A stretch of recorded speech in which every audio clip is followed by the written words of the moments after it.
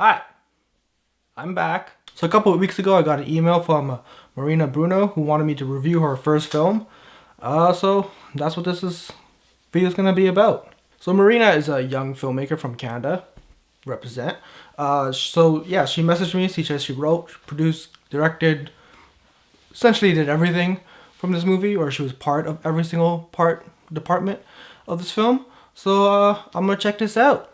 This is a free movie. You can check it out right now. It's on YouTube. I'll put a link in the description, or you can check out her YouTube channel.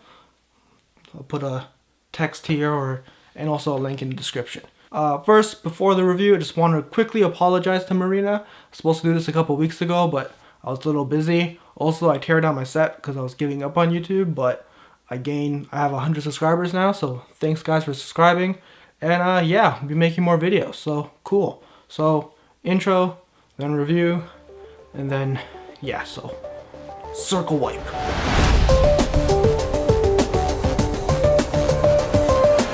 So, Cotton Strings. It's a film about these two guys who want to invest in some project by this hippie dude. That's all I really got from it. I think it was an electric car thing that the guy invented. Yeah, there's a few things that was distracting me from really understanding what was going on in the movie, which I'm about to tell you what distracted me. So first thing, the film's broken up into different parts and then mixed and matched, so it's not a linear storyline. You'll see like it's essentially separated in parts. I believe 5.5 parts, maybe 6 parts. Don't completely remember. Apologize. Yeah, so like it starts off with part 4, then jumps to part 5.5, then part 2, part 1, whatever. Don't really know why this story has been told in this way. The scenes will be happening. I don't really know what's going on, until you see another scene later on. You go, oh, okay, that's what they're doing. And you also wonder, like, oh, how did that guy get that prop? And then you figure out later on. So again, half the film you're wondering what the fuck is going on. You don't really know when, and then you're expecting like this big, like, holy shit. Like that's usually what happens when movies are scanned in that way. But in this case, it's not. Like it was kind of a letdown at the end. Like it didn't fulfill what I was hoping for to happen, right? So I think the movie would have been stronger if it was just told linearly. Also, I was a little confused at what time period it was a part of. The first few scenes, like the way people's clothing were, the way they were acting, it felt like Kwan was in the 90s, like early 90s, maybe late 90s. But then like later on, when you see like the younger kids and just the way that they're talking and in the cars around them and the props and art direction and whatnot, you can tell that's taking place in modern time.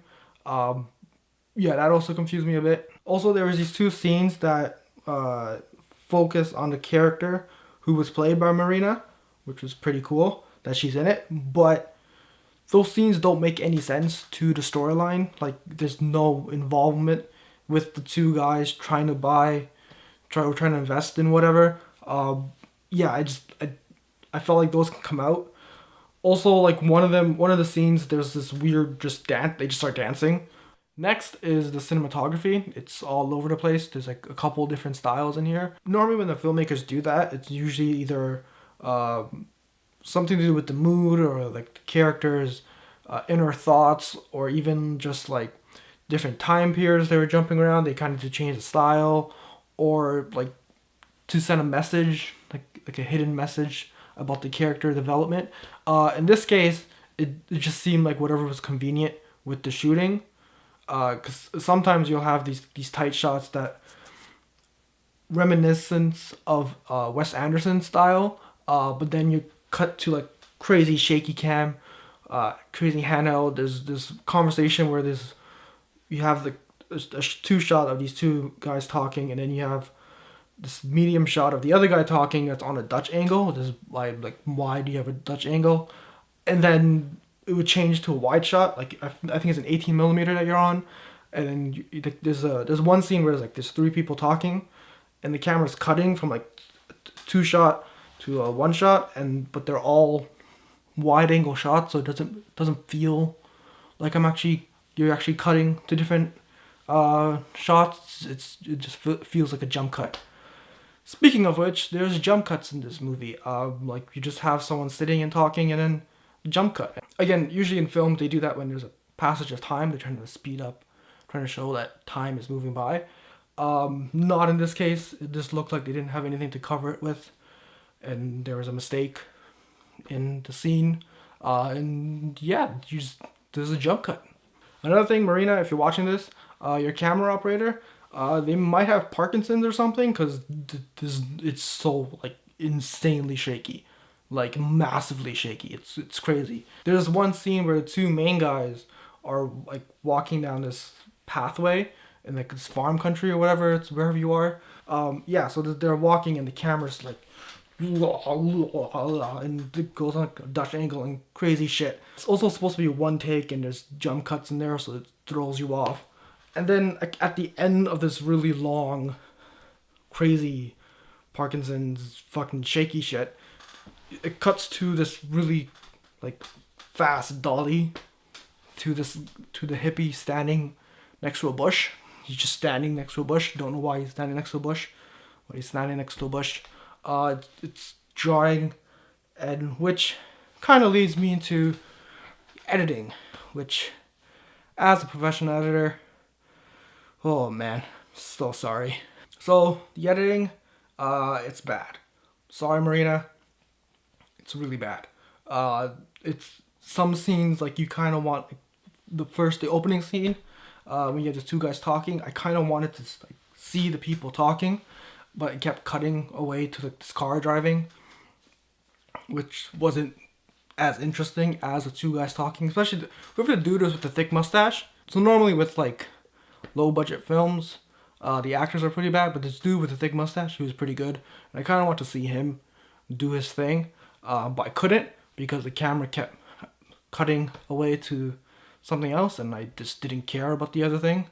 So yeah, like it just, the editing was crazy. Camera work didn't help because whoever the camera operator was zooming in and out or panning because the actors would not stay on their mark, and then it would move like you have an over the shoulder shot and it would cut to the other angle and you come back and it's not an over the shoulder shot because the guy talking has walked off frame, so the cameraman's trying to adjust.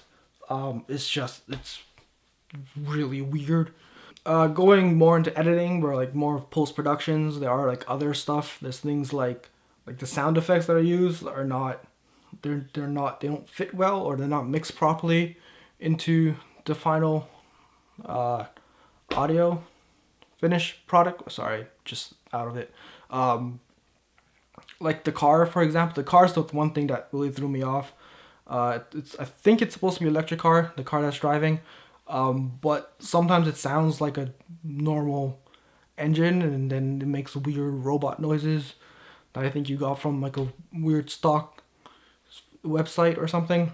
There's violence in the movie, cause why not? Violence is badass, and who doesn't like a badass movie?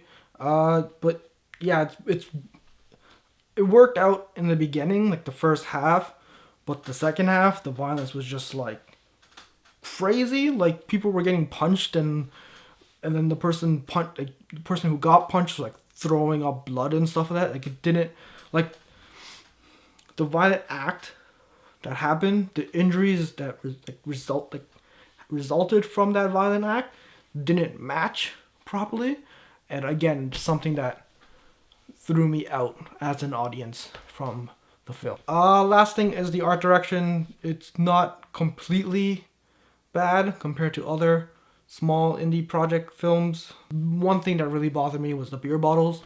Like you have like the front of the beer bottles would have a label, but the back would just be a solid color. There's no other stuff on it. Just yeah, like it's just small things like that. Whoa, voice cracked. Going to puberty. Shit. So I've been kind of rough on this. Kind of complained about every aspect. But this is oddly enough one of the better like YouTube free movies that I've seen.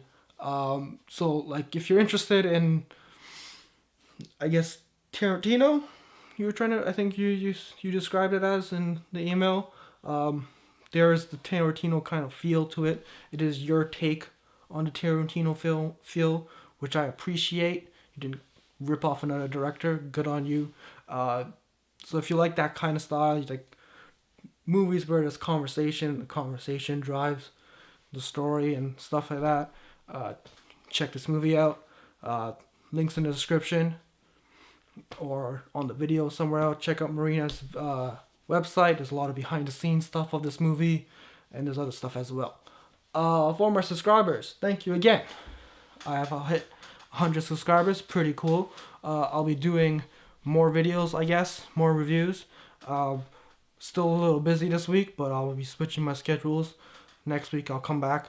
I'll try to do a video once a week. Not promising on stuff. I'm also going to try doing more rants.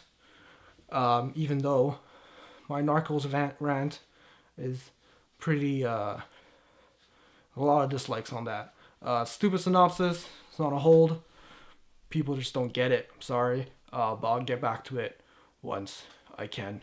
But yeah, cool. Like this review. Hit the like button. Hit the subscribe button for more. And till next time. Again, voice crack. Woo. Okay, till next time. Bye.